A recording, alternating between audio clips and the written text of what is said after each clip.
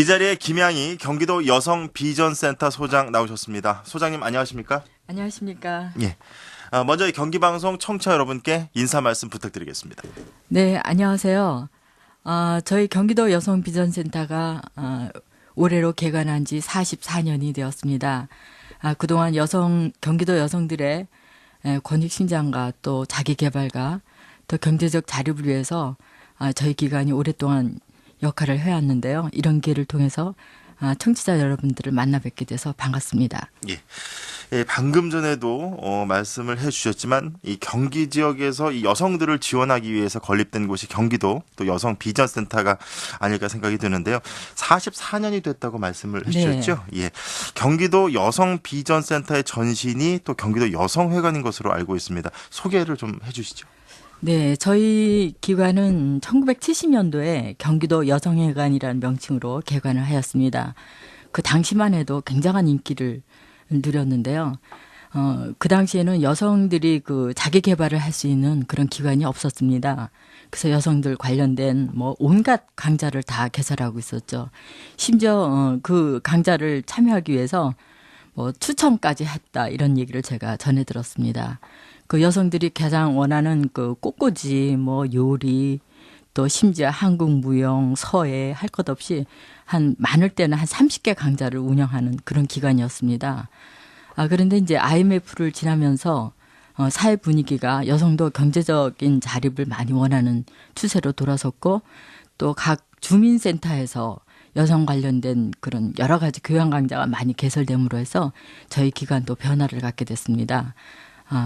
그래서 2007년도에는 명칭 자체를 경기도 여성비전센터라고 개칭을 하고 그 기능 또한 많이 바꿔서 이제는 여성들의 경제적 활동을 지원하는 또 가족의 가치를 많이 주는 경기도의 정책에 따라서 각 시군의 건강가정지원센터를 운영하면서 모든 가족이 행복한 경기도라는 사업을 모토로 지금 사업을 하고 있습니다. 예. 이 방송을 듣고 계신 그 연세가 지긋하신 그 청취자분들께서는 그 경기도 여성회관이라고 하면 이 여성비전센터가 네. 여성회관이 전신이었다 그러면 거기가 바로 여성회관이었구나. 이 또 말씀을 또 하실 것 같아요. 그렇죠. 예. 제 주변에도 저희 어머니도 거기 센터에 수강생이셨어요 하고 예. 말을 거시는 분들이 많은데요. 저희 센터 내 그 강좌를 통해서 소규모 뭐 꽃꽂이 가게 이제 꽃집을 하신다거나 세탁소를 하신다거나 또 그 조리반에서 배운 실력으로 식당을 개설하셨다거나 예. 이렇게 창업에 성공하신 분들 얘기도 제가 많이 들었고요. 또 한글 교실 같은 거를 또 수료하셔서 또 새로운 인생의 보람을 찾으신 분들도 있고 뭐 그런 사례를 제가 굉장히 많이 봤습니다. 예. 소장님 취임하신 지 100일이 넘으셨습니다. 이 경기적 여성들을 위해서 특화된 사업들을 올해 많이 계획하고 계신 것으로 알고 있는데 어떤 사업들이 좀 있습니까? 우선 경기도만이 저희가 특화된 사업으로 대표적인 게 전국에 광역 그 도 단위의 건강가정지원센터가 있는 곳은 경기도뿐입니다. 예. 그래서 저희 건강가정지원센터라고 하면은 우리 모든 분들이 다 같이 공감하시겠지만 현재 가족이 건강해야지만 우리 사회가 건강해지는 가장 기초 단위이고요. 그런 측면에서 경기도의 아주 중요한 가치로 삼고 추진하고 있는 사업입니다.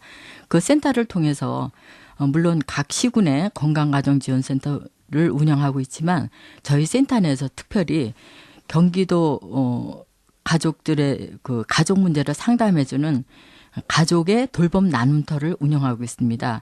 전문 상담 인력들이 항시 대기하고 있고요. 평일뿐만 아니라 주말이나 야간 시간까지도 예약만 하신다면은 언제든지 가족 내 어려움을 상담할 수 있고요. 그 상담했던 분들을 대상으로 또 치료 프로그램과 또 부부 간의 갈등이 있으신 분들을 위해서 주말에 주부 주말 프로그램 등을 운영하고 있습니다. 그 다음에 두 번째는 저희가 그 전신이 여성회관인 만큼 경기도 내 그 여성들의 자원 또 그중에서도 리더의 자질을 가진 분들을 CEO로 양성하는 사업을 하고 있습니다. 경기도 여성 리더십 과정이라고 하는데요. 올해 5년 차로 수료생이 한 200여 명 됩니다. 그 200여 명 안에는 우리 경기도 내에 각 뭐 정치, 언론, 경제, 사회 각 분야에 CEO로 활동하시는 분들이 모두 포함되어 있고요. 이분들이 현재도 톡톡이 멘토로서의 역할도 하고 있고 네트워크 이런 활동을 계속 하고 있습니다. 예. 대표적으로 좀 소개해 주실 분이 있으시다면? 뭐 굉장히 많죠. 예. 지금 뭐 그 도의원 중에도 거의 저희 과정을 또 수료했다고 보시면 되고요. 뭐 그 밖에도 뭐 구체적인 이름보다는 하여튼 거의 포진돼 있다 이렇게 보시면 맞습니다. 예, 알겠습니다. 아직도 사실 이 여성들이 그 가정과 또 일을 같이 다 잘한다는 이 슈퍼우먼은 많지 않은 것 같습니다. 그것도 쉽지 않은 것으로 보이는데 결국 이제 기업들의 또 일자리 이런 환경이 좀 많이 바뀌어야 되는 거 아닐까 이런 생각도 듭니다. 이를 위한 개선 사업도 좀 생각하고 계신 것 같은데 어떤 것들이 있습니까? 네, 일가정 양립이라는 주제는요, 그게 저기 어느 기업이나 뭐 비단 정부나 이런 한 부분에서 애써서 해결될 일은 아닙니다. 일가정 양립의 문제는 결국 우리 사회가 가장 크게 고민하고 있는 저출산 문제와도 뿌리가 같다고 할 수 있습니다. 사실 그 일가정 양립의 가장 기본적인 거는 우리 사회 전체가 아이 낳고 기르는 가치에 대한 그 인정, 이거에 대한 합의가 있어야 합니다. 현재 우리 국내에는 한 200만 명의 경력단절 여성들이 있다고 하고요. 또 매년 31만 명 정도가 새로이 직장을 퇴직하고 있다고 합니다. 그 이유의 첫 번째는 다들 아시다시피 육아 문제입니다. 그리고 이런 어려운 과제를 보고 이제 선진국의 사례를 제가 한번 살펴봤는데요. 선진국에서는 이미 1970년도부터 민간에서부터 그 기업에서 근로자의 그 안정된 노동력이 기업의 경쟁력에 도움이 된다. 이런 인식하에서 민간에서부터 근로시간을 탄력적으로 운영하는 이런 제도를 도입하고 있습니다. 대표적으로 그 IBM사나 또 1990년대 보잉사 이런 데는 근로자가 합의만 하면 근무 시간을 본인이 선택하도록 하는 이런 제도를 통해서 여성도 일하기 좋은 그런 근무 환경이 돼 있고요. 물론 그 산업적인 특성이 있긴 하겠지만 IBM사나 또 이태리의 대표적인 그 기업인 두퐁사 같은 경우에는 한 전 직원의 40% 정도가 IT를 기반으로 한 재택근무를 하고 있다고 합니다. 이런 점에서 본다면 저희 정부도 공공 부분에서는 육아 휴직이라든가 또 뭐 유연근무제 등으로 근로시간을 좀 탄력적으로 운영해서 일과 양립의 그 가정의 양립에 도움을 주고 있지만 현재 민간에서는 아직까지 이런 제도가 활성화되지 못하고 있습니다. 우리 기업도 일과 가족의 조화와 또 근로자들의 아이를 출산하고 양육하는 환경이 가족 친화적으로 변화하여지만 기업의 경쟁력에도 도움이 된다라는 인식까지 저희가 끌어올리는 작업을 하는 게 제일 첫 번째 과제일 것 같습니다. 그 다음에 이제 실제적인 사업에서는 저희가 이제 그것을 위해서 그 기업 그 협의체나 이런 쪽에 꾸준히 인식 개선 사업을 저희가 제일 중점적으로 할 거고요. 두 번째는 현재 이제 여성 근로자들이 기업차 안에 근무하면서 경력된 다음에 다시 지원해 주는 것보다 경력 단절이 되지 않도록 심리적으로 또 소통하는 문제라든가 직장 내에서의 그런 역량 강화 사업이라든가 이런 것을 하는 워킹맘 사업도 하고 있고요. 또 기업체를 상대로는 여성 근로자가 많은 기업에 대해서는 여성 관련 시설, 여성 휴게실이라든가 또 수유실, 또 여성 전용 화장실을 새로 개보수하겠다 하면은 시설 자금을 저희가 일부분 대주는 사업을 하고 있고요.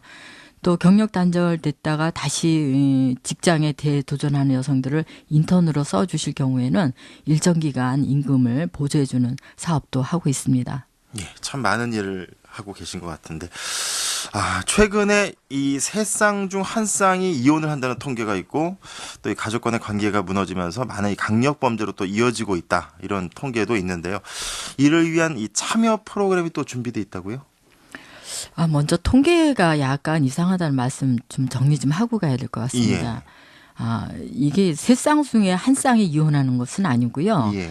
그거는 이제 한 해 동안 총 혼인 건수와 이혼 건수를 단순히 대비했을 때 하는 거고요. 예. 이혼율을 계산할 때는 총 혼인 과정 중에 있는 쌍과 그 해에 이혼하는 수를 따집니다. 예. 그래서 OECD의 계산 방식을 보면 전체 제가 좀 전에 말씀드린 방법으로 통계를 다시 낸다고 한다면 2013년도 기준에서 저희 나라 전체는 2.2 이상이 이혼을 하는 거고요. 경기도 평균은 약간 높은 2.3 쌍이 이혼을 하는 걸로 돼 있습니다. 물론 뭐 그렇다고 해서 이 수치가 굉장히 높은 건 또 사실이죠. 근데 이혼에 대해서는 본인뿐만 아니라 또 같이 생활하고 있는 자녀, 직접적인 영향을 받는 자녀라든가 기타 주변 사람들까지도 상당히 많이 피할 수 없는 선택으로 하긴 하지만 굉장히 고통스럽고 또 가족 간의 그 가정의 순기능이 무너지면서 오늘 사회적인 이 굉장한 그런 비용을 부담하게 되는 일이라고 설명할 수 있겠습니다. 저희 경기도 건강가정지원센터의 첫 번째 사업이 가족을 지원하는 사업이라고 말씀드렸는데요. 제가 말씀드린 것처럼 가족 간의 문제를 언제든지 상담할 수 있도록 저희가 가족의 돌봄 나눔 터를 운영하는 것이 제일 첫 번째 사업이고요. 두 번째는 저희가 이렇게 힘든 가족 관계들이 다시 복원할 수 있도록 건강한 관계를 유지하고 삶을 영위할 수 있도록 가족 관계 다시 세우기 사업을 하고 있습니다. 시군의 건강가정지원센터를 통해서 경기도민이 다시 편안한 삶을 영위할 수 있도록 하는 사업과 또 특징적인 것은 저희가 수원지방법원과 연계를 해서 이혼 과정 중에 있는 부부들을 대상으로 갈등을 좀 희석시키고 또 관계를 재복원할 수 있는 이런 상담 치유 또 주말에는 이분들을 대상으로 캠프까지 하는 사업을 저희가 했습니다. 그래서 작년도에는 실제로 이런 사업을 한 부부는 실제로 이혼을 치유한 그런 율이 굉장히 높다는 저희가 희망적인 성과를 거둔 바 있고요. 또 한때 실수로 재판 과정에 있는 보호 청소년들을 위해서 그 청소년과 그 가족들이 다시 건강한 자아로 돌아갈 수 있도록 그 가족과 함께 캠프 사업 이런 것을 진행하고 있습니다. 예. 인생은 60부터 시작이다. 이런 말이 참 익숙한 세대가 되었습니다. 은퇴 세대를 위한 가족 파트너십 이 사업도 하고 계신다면서요? 네, 제가 흥미롭게도 오늘 아침 조선일보를 보다가 한 가지 굉장히 재미있는 기사를 읽었습니다. 미래에셋 은퇴연구소라는 데서 발표한 자료인데요. 예. 은퇴 후에 남편은 아내와 얼마나 있고 싶으냐는 대답에 56%의 남편들이 하루의 절반가량을 아내와 지내고 싶다. 반대로 아내에게 물었을 때는 47%가 하루에 4시간 내지 5시간이면 충분하다. 이렇게 답했다는 기사를 제가 봤습니다. 예. 남녀 차이에 참 갭이 크죠. 예. 그런데 이 아버지 세대가 이제 막 은퇴를 해온 베이비 부모 세대가 성장하고 직장 생활을 하고 했을 때는 그 가치가 첫 번째 가치가 직장에 있었습니다. 그분들이 뭐 열심히 일을 하고 사시긴 했지만 막상 역할을 상실하고 가정으로 돌아왔을 때 본인들 또한 굉장히 힘들겠죠. 조그만 일에도 자녀 간에 조그만 문제가 있어도 내가 이렇게 힘이 없어지니까 이렇게 대우를 하나 이렇게 오해할 수도 있고요.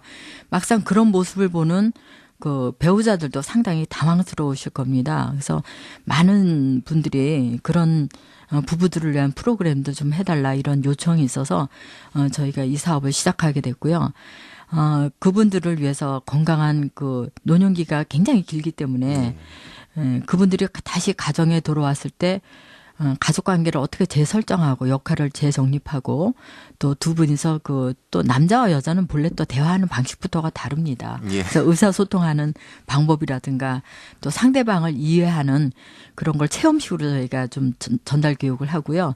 또 더불어서 그분들이 앞으로 생애 동안 어떻게 하면 여가 시간을 보람차게 가질 수 있는지 또 여가 활동 계획이라든가 또 가족 단위의 봉사 활동이라든가 또 자산 설계라든가 또 건강 문제라든가 이런 모든 문제를 같이 전달하는 그런 교육을 하고 있습니다. 예.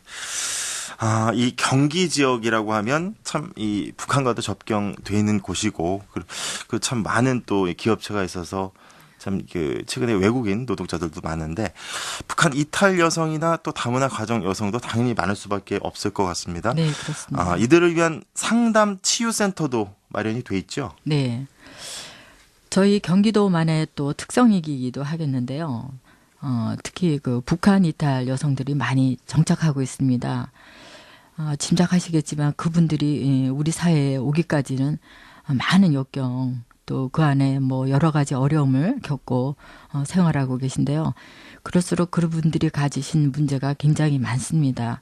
그래서 저희가 이제 그 통일부로부터 상담 치유센터를 국비로 사업으로 지정받아서 그 상담원이 또 같은 동료 북한 이탈 주민입니다. 그래서 그 동료 상담으로 1차 그 공감대를 형성하고 나면 또 더 심각한 문제를 가지신 분들은 저희 센터랑 연계되어 있는 전문 상담 기관으로 다시 연결해서 상담을 진행하고요.